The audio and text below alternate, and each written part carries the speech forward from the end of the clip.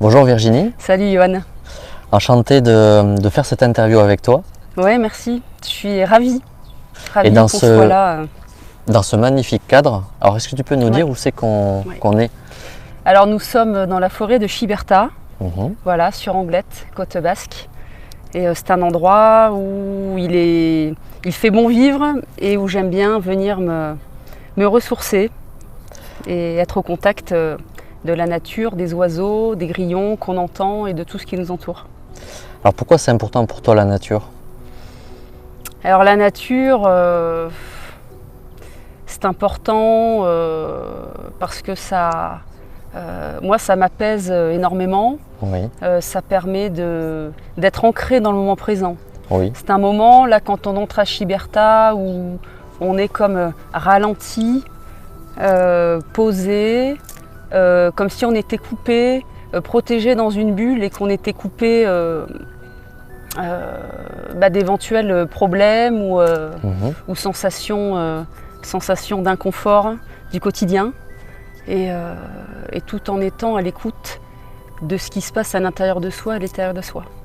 Voilà. Alors ça, je sais, en off, tu m'en as parlé, c'est quelque chose qui te tient à cœur, l'écoute de soi, l'introspection, la reliance des choses que tu m'as dit. Oui, Est-ce que tu peux nous faire part un petit peu de cet univers-là? Alors c'est vrai que pour moi, tout est connecté et tout a un sens. Et effectivement, je te parlais de cette jolie anecdote de la semaine dernière où je suis venue donc, dans cette forêt pour prendre des photos de mon tambour chamanique. Oui.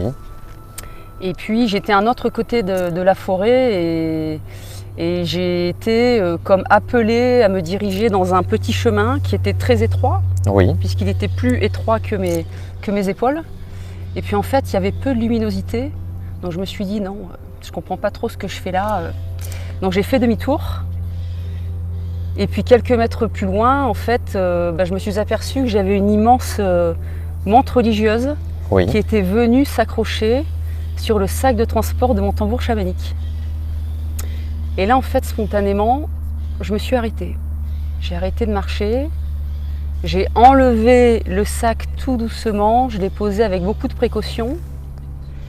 Et je me suis accroupie et je l'ai regardé et j'ai en fait cherché à capter, à ressentir ce qui se passait. Parce que là, je me suis dit, il y a quand même quelque chose. Je ne m'attendais pas du tout à croiser cet animal ou l'esprit de cet animal.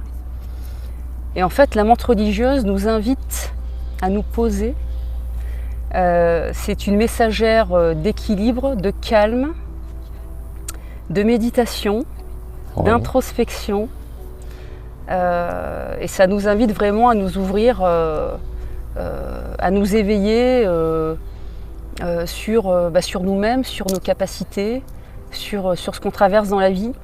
Et j'ai trouvé vraiment très beau et très troublant cette synchronicité qui s'est faite naturellement, de manière très subtile, au moment où je l'ai aperçue, puis finalement de découvrir toute la symbolique derrière.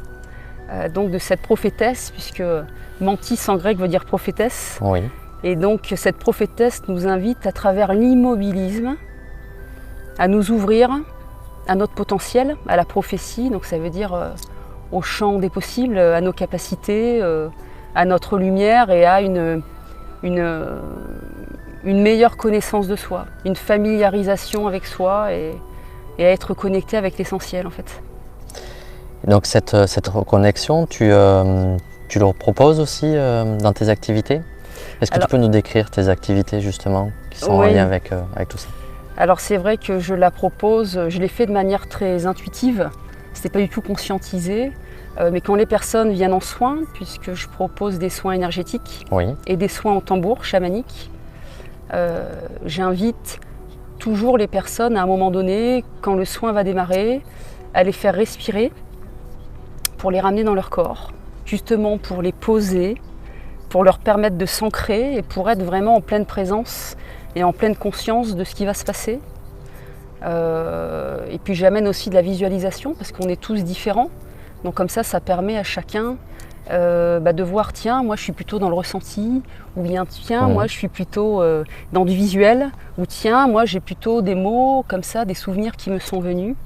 Et ça permet déjà à chacun d'expérimenter en soi et pour soi. Parce que moi j'ai ma lumière, j'éclaire avec mon propre ressenti, mais ce qui est important, c'est d'aider chacun à mieux se connaître et à mieux se comprendre, et surtout à trouver un nouvel éclairage sur les zones d'ombre, mais aussi sur la lumière et sur ce qu'on ne voit pas souvent, parce qu'on est très focalisé sur l'ombre, Oui.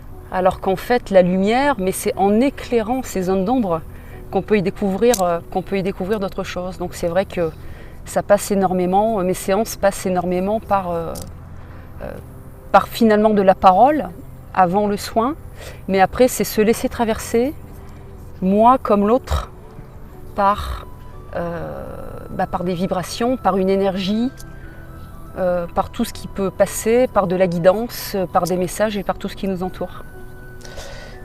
Tu m'as expliqué aussi que tu avais une boîte à outils. Est-ce que tu peux nous en dire un petit peu plus sur cette boîte à outils?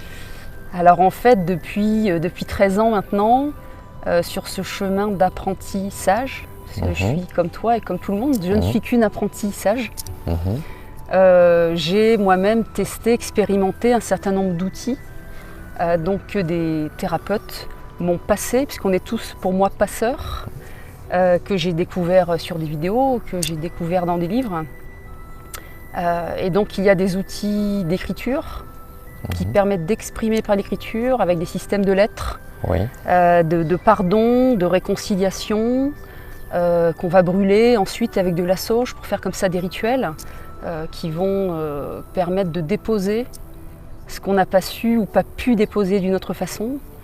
Ça va être des outils qui vont passer par de la visualisation, de bulles de protection ou de l'ancrage.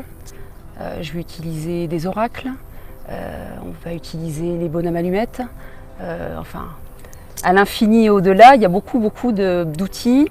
Et selon les affinités, en fait, tout ça, ça passe naturellement. À un moment donné, je sens ce qui pourrait aider la personne en fin de séance et ce qui va l'accompagner après le soin. Parce que pour moi, l'après-soin est aussi important que le soin. C'est vraiment aider les personnes à se réapproprier leur pouvoir personnel et à avancer d'elles-mêmes et à voir ce qu'elles sont capables d'accomplir ou ce qu'elles ont déjà accompli ou réussi. Et ça, pour moi, c'est important. Si je comprends bien, tu les aides à les responsabiliser, à les rendre autonomes? C'est ça. Moi, je trouve ça bien. Mais je trouve ça bien parce que j'ai bien aimé. Moi, étant autonome, en fait, inconsciemment, c'est pas conscientisé. Souvent, on reproduit, on propose ce qui nous a fait du bien, ce qu'on a aimé, dans les échanges avec les autres. Donc, c'est pour ça que c'est vraiment un 50-50. Les personnes que je rencontre m'apportent autant que j'espère leur apporter aussi. Et donc, pouvoir être autonome une fois qu'on quitte alors l'accompagnant ou le thérapeute ou l'énergéticien, peu importe comment on l'appelle, c'est de pouvoir, quand on est chez soi, quand on est au boulot, quand on ne se sent pas bien, quand on est dans sa voiture, de pouvoir utiliser comme ça des outils qu'on aura pu toucher du doigt pendant le soin, et puis après avec sa propre création, sa propre créativité, les utiliser pour être bien soi, avec soi seul, sans se dire ah là là, il faut que j'appelle Virginie, là je suis pas bien. Alors évidemment, je suis toujours disponible, mais pour moi l'autonomie est très importante et très intéressante, parce que le développement personnel, c'est vraiment se familiariser avec soi-même. Et donc ça passe forcément par toutes ces expériences, et puis de se rendre compte qu'on est capable de calmer une crise, d'être guidé, de capter un message, c'est extraordinaire. Donc, il y a quelque chose qui m'a interpellé quand on a échangé avant l'interview, et c'est ton rapport entre l'accompagnant et l'accompagné. Quelle est ta vision des choses par rapport à ça? Alors, j'aime beaucoup une citation ou une phrase, en tout cas une approche thérapeutique de Jean-Yves Leloup, qui dit le thérapeute ne guérit pas. Il prend soin. C'est le vivant qui guérit. Et l'idée, c'est de faire en sorte que la personne soit le plus à l'aise possible pour que puisse s'activer en elle la guérison. Donc, moi, je vais faire en sorte, quand je reçois les personnes, d'y mettre un encens, d'y mettre une ambiance, d'allumer des bougies, d'y mettre une musique souvent. Et puis, comme je l'explique toujours, moi je fais une partie du chemin, parce que je suis assise dans un premier temps face à la personne, on est vraiment face à face, et là il y a de l'échange qui se fait. Et moi je fais une partie du chemin, mais l'autre personne, tout ce que je lui demande, c'est de faire une partie aussi du chemin vers moi. Oui. Voilà, je ne vais pas faire tout le travail, je l'ai fait pendant très longtemps, parce que j'ai cru que j'étais Wonder Woman, tu sais.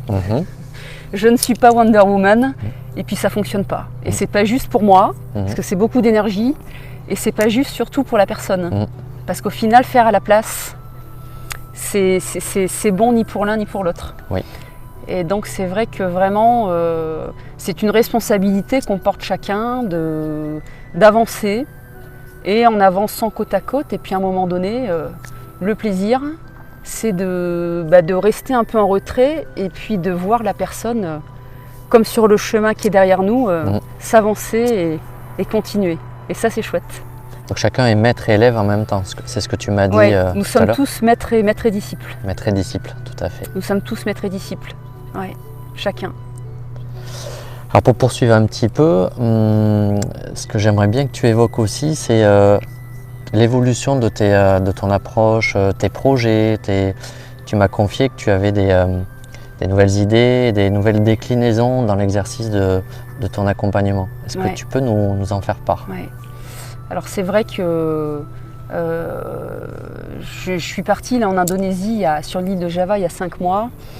Et par le biais des maîtres, alors c'est nous qui les appelons maîtres, eux nous expliquent qu'ils sont à notre niveau et qu'on est tous frères et sœurs spirituels.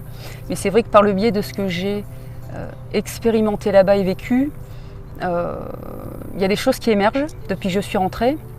Je me suis reconnectée au dessin, par exemple. Oui.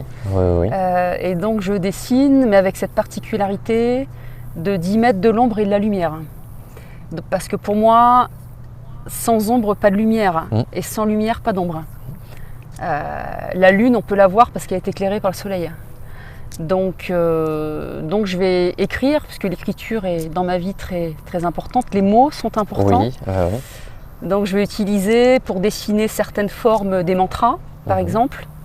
Et puis de la couleur or aussi, cette lumière que je visualise, et même pendant les soins, que j'appelle beaucoup, cet élément que j'appelle beaucoup.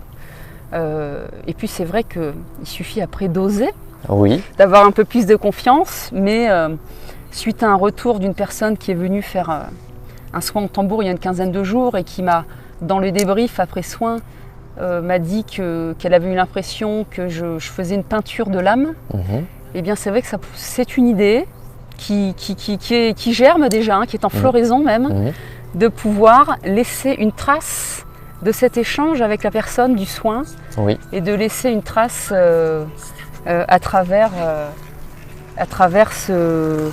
cette empreinte, ce dessin vibratoire, qui serait moins abouti que ce que je fais moi à la maison, parce que ça prend beaucoup plus de temps. Mais c'est vrai que c'est quelque chose qui vibre fort et qui manifestement vibre aussi chez les autres. Tout à fait. Donc je me dis que ça vaut le coup peut-être de passer au-dessus de ses peurs et de son inconfort, puisque ça répond, c'est en résonance avec ce que les autres ressentent et finalement me décrivent sans que je leur en parle. C'est un nouveau talent que tu vas exercer. Je vais dire oui. Oui. Est-ce que tu as une citation qui t'est chère et qui te donne du sens, qui te donne du sens? Alors j'ai deux choses là qui me viennent. J'ai la première qui m'accompagne puisqu'elle figure sur ma carte de visite depuis le départ. C'est une citation donc du Petit Prince de Saint-Exupéry qui dit on ne voit bien qu'avec le cœur, l'essentiel est invisible pour les yeux. Donc ça décrit, je pense, assez bien mon univers et en tout cas ma vision ma manière d'envisager quelque part la relation que j'entretiens là en ce moment avec toi, là en ce moment dans cette forêt, face aux personnes et face aux autres et face à la nature et à notre environnement en fait. Oui. Ouais. Il y a aussi quelque chose que je voulais aborder avec toi. Tu m'as parlé d'un fait de vie par rapport à un burn-out que tu as traversé, ouais. Et je trouve ton regard sur le burn-out très intéressant. Est-ce que tu peux nous en faire part? Alors qu'est-ce que je t'ai dit? Parce que j'ai dit beaucoup de choses. Tu m'as dit que le burn-out... Ça a été une chance. Exactement. Et oui, en fait, début 2017, donc j'ai eu un arrêt maladie qui a duré 1 an, un peu plus d'1 an. Donc suite à un burn-out sévère, oui. Professionnel. En fait, le burn-out était là depuis longtemps, beaucoup plus longtemps, mais ça, je l'ai réalisé bien après. Et en fait, bien après, j'ai réalisé avec du recul, avec un nouvel éclairage sur les choses, que ce burn-out avait été une chance. Une chance, comme Mantis me l'a dit dernièrement, de me poser, d'arrêter de faire des métiers qui n'étaient pas bons pour moi, de prendre soin de mon corps, de me familiariser avec moi-même, qui m'a permis de me former, qui m'a permis, tout cet arrêt maladie finalement, qui m'a permis d'être licenciée. Et ce que je considère aujourd'hui comme une chance, ça paraît peut-être étrange, mais parce que ça m'a permis d'oser sortir d'une zone de confort, mais d'un inconfort profond, pour pouvoir en fait démarrer ce projet de vie, cette mission de vie d'aide, d'accompagnement qui germe depuis 13 ans maintenant et que je n'avais jamais osé, qui m'a beaucoup servi à titre personnel parce que j'ai expérimenté, j'ai rencontré beaucoup de personnes, j'ai expérimenté un certain nombre d'outils, donc ça m'a nourri pendant toutes ces années, ça n'a pas été perdu, mais c'est vrai que je n'osais pas. Et là du coup, ce burn-out en fait a vraiment été ma chance de me sortir de tout ce qui ne me convenait pas, de tout ce qui me faisait mal, aussi pour pouvoir aujourd'hui le partager avec les personnes qui viennent me voir et qui ont vécu la même chose. Et oui. Parce que là, il y a une vraie résonance très troublante. Des personnes qui viennent te voir et qui sont passées ou qui sont en train de passer par les étapes, mais que tu as déjà passées. Et qui viennent te voir parce qu'inconsciemment, sans te connaître, après en échangeant, te disent « Ah bah, c'est bien de... Vous comprenez quand vous me comprenez parce que vous êtes passé par là. Voilà. Et là, de voir que vous en êtes sorti et qu'il y a toutes ces possibilités, ça met dans la matière une lumière, aussi petite soit-elle, mais en tout cas un faisceau lumineux du possible. Un nouvel éclairage en tout cas sur ce qui nous arrive. Ouais, ça c'est important. Alors c'est vrai que on sent, enfin moi en échangeant avec toi, on sent que tu es très connecté, mais pour autant on sent que tu es ancré. Oui. Et est-ce que ça a de l'importance beaucoup pour toi cet ancrage? Comment tu le vis? Alors c'est vrai que l'ancrage, l'enracinement, on en entend beaucoup parler. Oui. Et moi au fil de ces années, quand je rencontrais les thérapeutes, on me disait « Oh là là Virginie, vous manquez d'ancrage, vous n'êtes pas ancré, vous n'êtes pas ancré. » Au bout d'un moment, on n'est pas ancré, au bout d'1 an, 2 ans, 5 ans, qu'est-ce qu'il faut faire pour être ancré? Il faut aller dans la nature. J'allais dans la nature, mais je comprenais intellectuellement, mais ça ne s'intégrait pas. Et en fait, le chamanisme m'a aidé à être très ancré, parce que c'est vrai que dans je ne vais pas dire que là c'est un métier quand on est dans l'énergétique, mais en tout cas dans cette mission-là, pour moi, plus on est connecté, plus on doit être ancré. L'un ne va pas sans l'autre. Et tu vois, je suis en train de perdre ce que j'étais en train de dire, parce que je me reconnecte. Donc là, tu vois, je suis en train de me désancrer. C'est parfait, c'est un exemple. Super. Voilà, en direct. Merci. Et en fait, j'ai vraiment intégré ça. Je l'ai intégré fin 2018. Oui. Puisque j'étais là au centre de thérapie naturelle à Anglette et avec ma collègue Angela, que je peux citer et que je remercie parce que... Et on se croise quelques minutes. Et puis, j'avais passé la matinée au centre, je m'étais connectée à l'endroit, parce que je commençais l'activité, je n'avais pas de patientèle, je préparais ma communication, etc. Et à un moment donné, on me montre, je me promène comme ça dans le centre, j'étais toute seule, et je me vois en train de léviter à quelques centimètres du sol, dans cette maison. Donc tous les murs disparaissent, donc il reste les fondations de la maison. Et je lévite comme ça, comme au-dessus d'un plan, tu sais, un plan architectural. Et on me dit, ancre-toi. Et je ne comprends pas en fait ce qu'on me dit. Parce que je me vois léviter, on me dit, ancre-toi. Donc je termine ma matinée, Angela arrive, on échange, et spontanément, sans savoir ce qui m'est arrivé, c'est elle qui me répond et qui me dit, mais en fait Virginie, par moment, tu sais, tu manques d'ancrage. Alors je lui dis, vas-y, dis-moi plus, parce qu'avec ce qui m'est arrivé ce matin, ça m'intéresse. Et elle me dit, tu sais, c'est normal. Tous les jours, on a 2, 3, 5, 10 occasions de ne plus être ancré. Oui. Parce que tu as peur. Là, tu vois, tu démarres ton activité, tu te poses des questions, tu te dis, attends, est-ce que je fais ce qu'il faut? Est-ce que j'ai fait ce qu'il faut? Donc là, tu es dans le passé. Donc là, on n'est plus aligné, puisqu'on est dans le passé. Il y a même, tu vois, ce mouvement énergétique qui bouge. Est-ce que ça va marcher? Tu es projeté vers l'avenir. Tu n'es plus dans le moment présent. Tu es une deuxième fois désancré. Tu vas à un rendez-vous. Ah là là, mince, il y a des embouteillages, je vais être en retard. On est dans la peur, on n'est plus ancré. Et là, à ce moment-là, il y a eu ce que j'appelle la cohérence, c'est-à-dire vraiment, ça a fait ça. Et j'ai dit, ah, d'accord, c'est ça l'ancrage. C'est-à-dire que dans mon quotidien, maintenant, je suis capable d'identifier, tout simplement, quand j'ai peur, quand je suis dans le doute, ça m'arrive souvent, de moins en moins souvent quand même, mais quand je me pose des questions, sont beaucoup les peurs qui nous désancrent. Quand je ne suis pas dans le moment présent et que j'en souffre ou que ça ne me fait pas du bien, disons, là je me dis tu es désancré. Et donc soit je viens ici parce que j'ai la chance d'habiter à côté de Chiberta, mais ça fonctionne aussi si tu es dans ta voiture, à l'arrêt de préférence, ou au boulot, n'importe où, dans l'avion, peu importe. À un moment donné, moi ça fonctionne très bien avec la respiration, et de visualiser cet alignement avec la terre. Et la respiration, la cohérence cardiaque va tout simplement me calmer. Et en quelques secondes aujourd'hui, parce que ça fait un moment que je pratique, en fait, dans un premier temps, quand on a moins l'habitude, ça va peut-être prendre 5 minutes, 10 minutes, un quart d'heure. Et puis après, c'est comme tout, en fait, quand on a l'habitude, on baisse son rythme cardiaque plus vite et on arrive à être plus à maintenant. Comment je me sens maintenant ? À revenir dans son corps, et finalement quand on revient dans son corps à ses émotions du moment présent, on est ici et maintenant, et là tout est plus clair. Alors peut-être qu'une demi-heure après ça va recommencer, c'est pas grave, on refait de l'ancrage. Et toujours avec cette recherche d'autonomie, c'est-à-dire que ce que tu m'as expliqué, c'est que tu transmets des outils pour s'ancrer. On est tous capables de le faire. Et c'est pour ça que quand je propose des soins ou ponctuellement j'organise aussi des ateliers, justement pour partager, on va dire, cette sagesse personnelle, ce qu'on peut appeler son sage intérieur.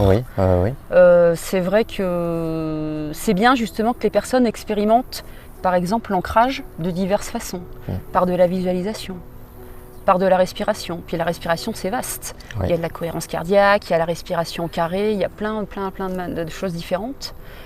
Par de la guidance avec la voix, par une musique. Et comme ça, chacun voit comment ça marche le mieux, parce que tout ça, c'est très personnel. Exactement. On est tous différents. Mais c'est vrai que moi, c'est ce qui m'a intéressé depuis ces 13 dernières années, au contact de personnes comme toi et comme toutes les personnes que j'ai croisées sur mon chemin. C'était vraiment ce partage d'expérience. Parce que l'âme n'a pas besoin de diplôme. Tout à fait. Pour s'exprimer. Il faut des bases, c'est bien. Moi, j'ai fait quelques formations comme tout le monde, mais... Qu'est-ce que tu as fait comme formation justement pour appuyer démarrer, cette Oui. Alors, je me suis formée... le magnétisme est arrivé tout de suite il y a 13 ans, la radiesthésie. J'ai commencé l'apprentissage du tarot, de la numérologie, mais c'était plus là dans un but de connaissance de soi, de développement personnel. Je me suis appuyée sur ces outils pour justement travailler sur moi, mes blessures, les formes d'auto-sabotage, les croyances, le transgénérationnel, etc. Par contre, avant d'être en arrêt maladie, comme quoi quelque part en moi, il y avait une partie de moi qui le savait avant d'être en arrêt maladie. Le week-end, j'ai commencé des formations en énergétique. D'accord. Parce que j'avais besoin c'est pas tout de savoir qu'on a du magnétisme, Mhm. mais quand le faire sur soi, c'est une chose, Mhm. l'utiliser pour d'autres, c'est autre chose. Et en fait, spontanément, et ça c'est par exemple, pas un outil, mais une expérience que je partage, parce que souvent les gens me disent, mais par quel bout je commence? Et bien, Ah je oui. suis allée à des conférences. Il faut essayer. Je suis allée à une conférence, je me suis dit, qu'est-ce que je vais faire là, un vendredi soir, à 1 heure de chez moi. C'était sur la médecine quantique. Et puis j'ai bien accroché avec la personne, et qui m'a dit, bah, je fais des formations, à l'occasion, si ça vous intéresse, je pourrais vous envoyer le planning. J'ai dit oui, mais voilà, comme ça. Et puis 3 mois après, elle m'a contactée. C'est comme ça que j'ai commencé les formations. Et c'est important parce que ça permet vraiment de mettre des bases. Mm. Et pour moi, dans ce domaine-là, alors ce n'est que ma vérité, hein. Mhm. C'est pas la vérité absolue, mais je trouve qu'il est important d'avoir un cadre. Mm. Qu'après, ce cadre, il va se fluidifier, il va se moduler avec l'expérience. Mais justement, de savoir s'ancrer, de savoir se protéger les personnes qui viennent. En énergétique, il y a quand même une connaissance minimum, voire maximum au niveau des centres énergétiques, du système, comment fonctionne le corps, des corps subtils, de l'aura, de comment tout ça fonctionne, parce que c'est très très vaste, hein, c'est le travail d'une vie. Donc je me suis formée comme ça à l'énergétique. J'ai pratiqué aux personnes de mon entourage dans un premier temps pour qu'ils en bénéficient, puis que ça m'aide aussi. Hein, on est toujours dans cet échange. Je me suis initiée aussi aux archives akashiques. Oui. Ça m'a vraiment marqué dans l'idée de devenir spectateur de soi-même. C'est-à-dire que d'un seul coup, comme avec un mouvement de caméra, on se retrouve face à soi-même. Et là, du coup, on a un éclairage sur soi-même qui est complètement différent de ce qu'on a toujours cru dans notre mental. Et ça m'a beaucoup fait avancer. Et puis après, ponctuellement, j'assiste comme ça, quelquefois sur des week-ends, à des rencontres sur la protection, sur d'autres choses, ou des voyages comme ça initiatiques, et qui me portent beaucoup. Et puis je vais aussi à des ateliers d'autres thérapeutes que je rencontre et avec qui ça accroche. Oui. Toujours pareil, ça se fait comme ça spontanément. Et puis, on a toujours besoin d'outils. Et en même temps, quelquefois, l'outil cache un peu le manque de confiance. C'est-à-dire que moi, je peux être comme ça aussi parfois, où on se dit qu'on a besoin. Ah oui, non, là, il faut que je fasse une formation parce que je vais pas. Ça rassure. Parce qu'en fait, le plus difficile dans tout ça, c'est de se laisser traverser. C'est ça. Lâcher le mental.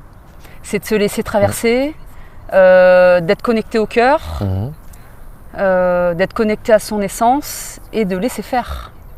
Alors une fois qu'on a des bases, qu'on a expérimenté pendant un certain temps solide, c'est vrai qu'après, moi je me rends compte aujourd'hui que mes soins sont très différents des soins d'avant et qu'on se laisse un peu plus emmener. Comme ça se passe là avec toi, où entre l'échange qu'on a avant, où moi j'ai envie de diriger sur certaines choses, et puis là où je me laisse guider naturellement par ce que tu me dis, ce qui me vient, pendant un soin c'est pareil. On se dit tiens, on va travailler, mettons, sur le corps éthérique, et puis après pendant le soin, il y a des choses qui évoluent, et c'est se laisser porter et ne pas avoir peur de se tromper, parce qu'on part toujours d'une intention de faire le bien et puis qu'on est entouré, guidé, parce qu'on n'est rien. Hein. Ah oui. On est un os creux. Je connais quelqu'un qui nous dit ça souvent. Et c'est ça, c'est vraiment l'idée de l'os creux, c'est de se laisser traverser par cette énergie qui passe par là l'environnement, mais par nos ancêtres, par nos guides, par la nature, par les éléments, par les guides aussi des personnes. Parce que dans un soin, il n'y a pas que les miens, il y a aussi... et c'est d'ailleurs très beau quand les personnes le sentent, vraiment ces présences. Donc voilà. Est-ce que tu peux nous dire quel est ton acronyme que tu... Alors je sais que c'est difficile de se réduire à un acronyme, mais pour avoir un mot-clé qui te caractérise, tu m'as parlé de la réveilleuse. Oui. Est-ce que tu peux expliciter cette notion de la réveilleuse? Alors la réveilleuse, on est encore en lien avec Shiberta, puisque il y a quoi, je sais pas, il y a peut-être 1 an et demi, donc je rentre dans un des petits chemins là de la forêt, Donc personne, vraiment personne ne pouvait me voir. Je fais une méditation, j'ouvre mes archives akashiques, donc notre livre de vie. Donc je pose des questions. Je fais ma séance et je ferme mes archives et je reprends le chemin tranquillement. Et en fait, on m'avait parlé pendant cette méditation d'éveil, en me disant que j'allais pouvoir guider les autres et les amener sur une voie d'éveil. Je dis quand même, dire que je vais amener les personnes sur une voie d'éveil, c'est pas un peu prétentieux? Et là, j'entends, à travers moi passe, pas l'éveil, le réveil, la réveilleuse. Et en fait, dans la réveilleuse, il y a l'éveil et le réveil, parce que je peux être j'ai beaucoup d'énergie, Oui. donc ça peut être doux, mais en tout cas avec quand même toujours des messages assez significatifs. Il y a le rêve, puisqu'en fait moi j'ai beaucoup de messageries par le biais des rêves. Donc tu vois, pour l'instant là je ne me suis pas formée au niveau des rêves, mais il arrive que les personnes me parlent de leurs rêves, même sans savoir, spontanément, et qu'il y ait des messages comme ça qui puissent arriver spontanément. Et puis dans la réveilleuse, il y a aussi veiller sur les autres, veiller sur soi. C'est important, c'est ce que j'ai pas su faire pendant très longtemps. Donc quelquefois, il y a un burn-out ou justement un malaise ou une pathologie qui arrive pour te exprimer justement ce qu'on ne voit pas. Mais c'est aussi veiller sur les autres. Et ça, au final, c'est ce qui me plaît le plus dans cette approche. Prendre soin. J'essaie de faire en sorte vraiment de prendre le soin des personnes avec le plus de bienveillance possible. Je fais de mon mieux. Alors, je te remercie pour tous ces échanges. Et est-ce que tu as quelques mots pour conclure, pour terminer, quelque chose qui te tient à cœur, que tu as envie de partager? Oui, alors il y a quelque chose qui me tient à cœur pour conclure. C'est vraiment une jolie dédicace pour un maître javanais qui s'appelle Manku Jito, que j'ai rencontré il y a 5 mois et qui nous apportait vraiment un éclairage empli de sagesse et de simplicité et d'humilité sur nos problèmes. Oui. En nous expliquant en fait qu'il nous fallait des problèmes.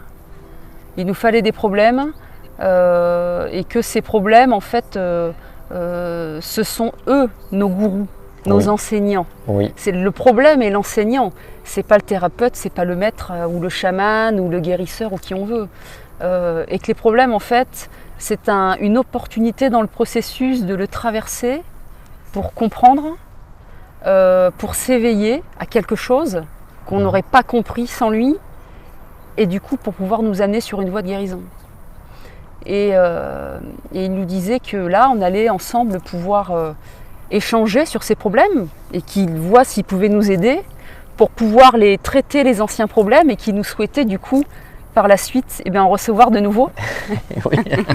Parce que les nouveaux problèmes seraient aussi une nouvelle opportunité de découvrir autre chose sur nous, de pouvoir le surmonter, de pouvoir le dépasser. Voilà, et ça j'ai trouvé, tu vois, que c'était on a tous trouvé que c'était d'une sagesse folle, parce qu'on est dans le concret, on rencontre tous et toutes des difficultés. Je pense que même le plus éclairé n'est pas toujours dans une zone où tout roule hyper bien du matin au soir et à longueur de journée. Donc ça, je trouve que l'éclairage est intéressant et c'est quelque chose qui me nourrit encore aujourd'hui et que je transmets quand je peux pour faire passer justement, toujours dans cette idée d'être passeur ou passeuse. Et d'accepter les enseignements de ces problèmes. Oui, c'est ça. Ouais. Justement, de voir le problème, presque de le personnifier, de le voir différemment. Alors, il y a des plus ou moins gros problèmes, mais moi, j'ai été éblouie de voir des personnes très malades. Et de ces maladies, d'en trouver un sens, d'accepter ce sens. Et moi, j'ai des personnes, même dans mon entourage, qui en sont sorties transformées. C'est la transmutation, quoi. C'est une lumière folle à partir d'une situation qui est quand même très problématique. Parce que quand on lutte pour sa vie, c'est quand même un gros problème. Hein. Oui, tout à fait. Et là, finalement, l'ont traversé. et ont compris et ont évolué. Et c'est ça la résilience, on réussit à passer au-dessus d'une manière assez éblouissante à mes yeux. Ce qui nous fait toucher du doigt nos forces, nos ressources internes qui sont inimaginables. Ouais. Nos pouvoirs personnels. Exactement. Ouais. Bon, ben, en tout cas, je te remercie beaucoup. Merci à toi. Avec grand plaisir. Et puis, j'espère faire un autre interview plus tard, dans quelques temps, pour voir tes dessins. C'est ça.